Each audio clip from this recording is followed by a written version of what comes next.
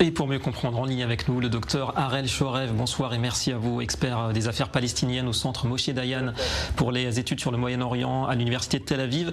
Alors, on le voit, Haïfa, les territoires, climat instable, et on voit l'importance des opérations qui sont menées, y compris en ce moment par des forces israéliennes à Jenin, à Hébron, à Ramallah, à Tulkarem aussi. Sans cela, vous pensez que l'explosion aurait déjà eu lieu dans ces régions ?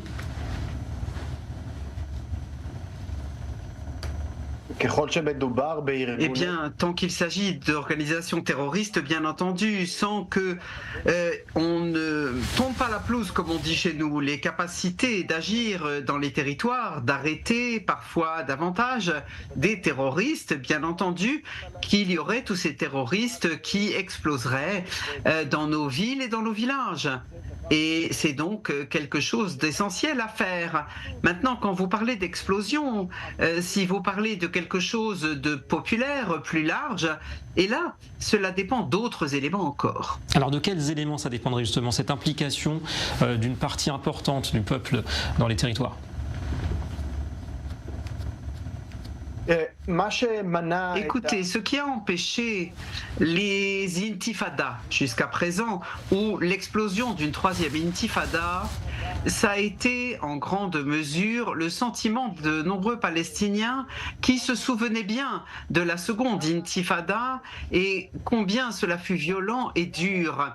D'un autre côté, ils avaient aussi quelque chose qui les freinait, à savoir les ouvriers qui entraient en territoire israélien pour travailler, ce qui nourrissait de nombreuses familles palestiniennes qui vivaient bien grâce à une économie qui était 4 fois plus importante que celle de Gaza, par exemple. Et de ce point de vue, cela a fait un effet de frein très important aux attentats. Dès qu'Israël ne permet plus cela ces derniers mois, à cause d'une angoisse que l'on peut comprendre d'ailleurs, il faut bien comprendre que cela crée pour nous un problème sécuritaire ailleurs. On craint que ces terroristes rentrent en Israël avec les ouvriers, mais quand on empêche l'entrée d'ouvriers, on crée une ébullition qui risque d'exploser dans des protestations beaucoup plus populaires dans toute la partie de la Cisjordanie. Donc c'est ce que vous dites, l'économie et le traumatisme du début des années 2000. Donc la question c'est ça, difficile de combattre l'idéologie Hamas dans ces régions. C'est un combat de très long terme dans lequel Israël ne peut pas compter sur l'autorité palestinienne aujourd'hui.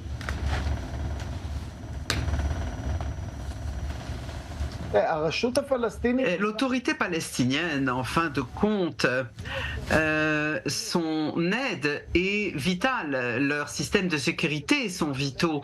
Et les endroits que l'autorité contrôle, comme la zone de Ramallah, de Naplouse et même Hébron, bien qu'il y ait certains endroits où ce soit plus ou moins sensible, mais c'est une aide qui est vitale en effet. Je dirais même plus.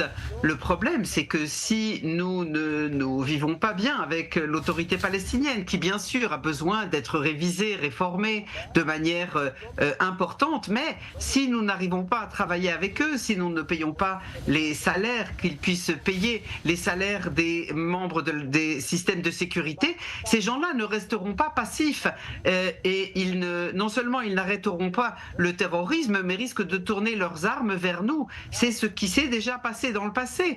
Et donc c'est un scénario très dangereux. Israël doit le prendre en considération quand elle arrête les paiements à l'autorité ou quand Israël interdit l'entrée des ouvriers palestiniens en Israël pour des raisons que l'on peut comprendre d'angoisse et de peur en cette période. Mais c'est une équation sécuritaire. Vous prenez là et vous créez un problème à un autre endroit. Vous restez avec nous, docteur Harel Chorev. On va passer au sud à présent et des combats qui semblent reprendre avec davantage d'intensité dans la partie nord de la bande de Gaza. On va retrouver en direct Shani Guidalia, notre envoyé spécial au sud d'Israël. Bonsoir Shani. Nouvelle découverte de tunnel aujourd'hui. Le Hamas, on le disait, qui tire encore des roquettes. Quel est l'état des combats d'abord ? Bien, écoutez David, déjà sur les roquettes qui ont été tirées, on sait qu'il y a entre 10 et 15 roquettes qui ont été tirées sur le centre d'Israël aujourd'hui. Les sirènes ont retenti à Tel Aviv, à Bat-Yam, à Rishon LeZion. Il y a même eu un impact sur une voiture à Rishon LeZion et c'est la première salve de roquettes sur le centre du pays depuis un mois. Alors ces roquettes, elles auraient été tirées depuis le sud de Khan Younes, donc une zone où l'armée israélienne n'a pas encore opéré. Mais ce qu'il est important de dire, c'est que derrière moi, c'est le nord de la bande de Gaza et on a vu très clairement clairement la trajectoire des roquettes sortir. Et on a la preuve aussi que le Hamas est toujours très actif dans le nord de la bande de Gaza, puisqu'on entend depuis un peu plus de 2 heures les tirs d'artillerie qui sont très intenses et à intervalles très courts. On a vu aussi des frappes de Tsahal, notamment sur Beth Hanoun et sur Jabalia. Donc oui, le Hamas est toujours très présent dans le nord de la bande de Gaza. Et d'ailleurs, Tsahal poursuit ses combats dans le nord, puisqu'on sait qu'aujourd'hui, l'armée a ciblé des complexes militaires, des tunnels, des postes d'observation dans le nord de la bande de Gaza. Elle a aussi éliminé des dizaines de terroristes et elle a localisé des stocks d'armes et du matériel militaire. Et en parallèle, les combats sont toujours aussi intenses à Khan Younes, donc dans le sud de la bande de Gaza. Et c'est la preuve que justement l'armée opère dans tout le territoire palestinien et pas seulement dans le sud de la bande de Gaza.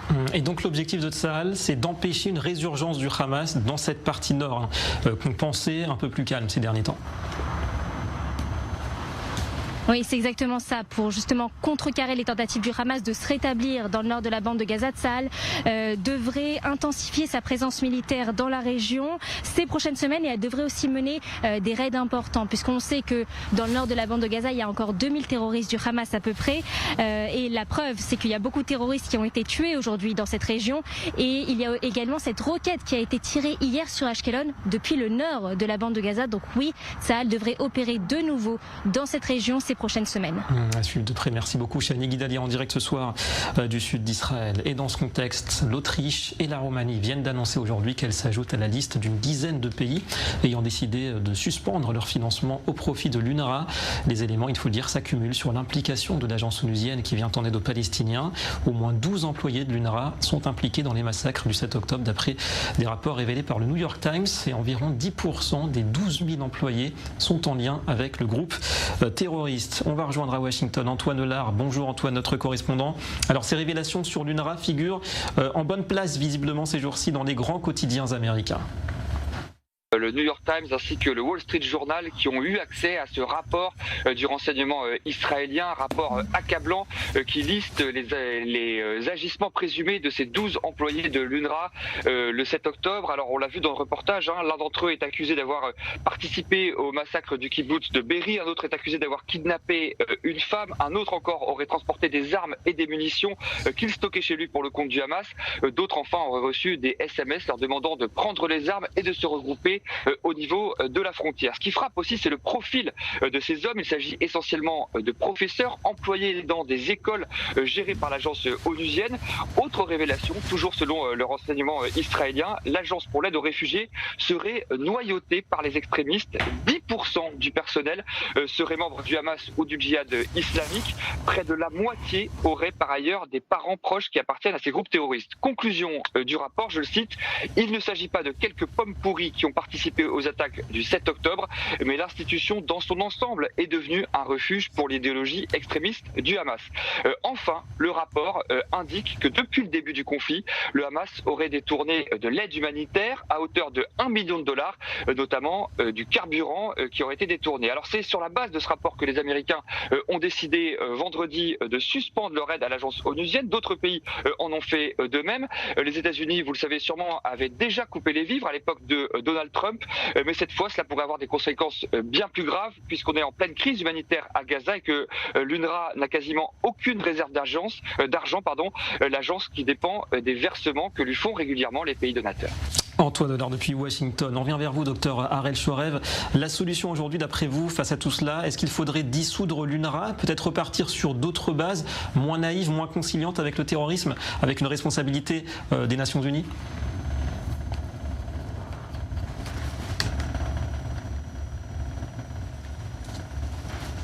L'UNRWA est tout à fait un organisme négatif.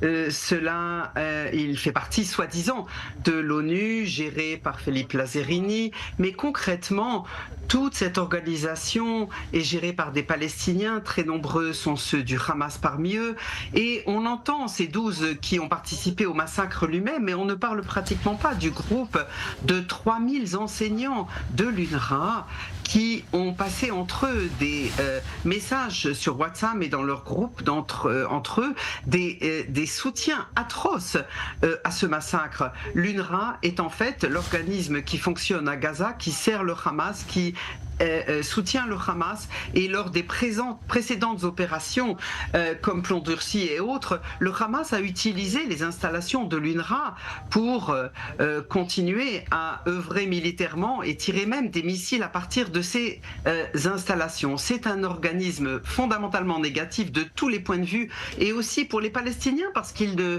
permet pas de régler la question des réfugiés de manière un peu plus constructive, mais même avant d'arriver à ces sujets, simplement du point de vue de l'implication des gens du Hamas, eh bien c'est totalement intolérable et choquant. Et je suis très heureux que les pays occidentaux, l'un après l'autre, retirent leur budget de l'UNRWA. Et c'est quelque chose, il faut le rappeler, qui a commencé déjà à l'époque de la précédente administration américaine. Effectivement. Merci beaucoup à vous, docteur Harel Chorev, d'avoir répondu en direct à nos questions.